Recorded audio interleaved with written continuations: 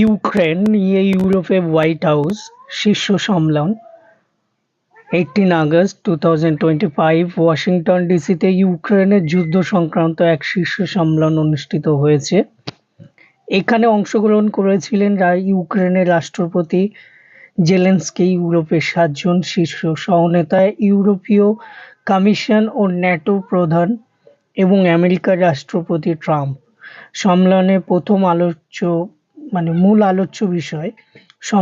মূল আলোচ্য বিষয় ছিল ইউক্রেনের জন্য নিরাপত্তার নিশ্চয়তা, ন্যাটোর অনুরূপে আর্টিকেল 5 জাতীয় প্রতিরক্ষা ব্যবস্থা এবং শান্তি পরিবর্তন পরিকল্পনা।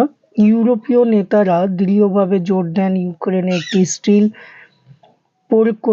পোরকুপাইন হয়ে উঠুক, যে সহজে আক্রমণযোগ্য নয়। ট্রাম্প ত্রিপাক্ষিক শীর্ষ সম্মেলনে প্রস্তাব দেন, এখানে ইউক্রেন রাশিয়া ও আমেরিকার এক ফোরামে শামিল হবে।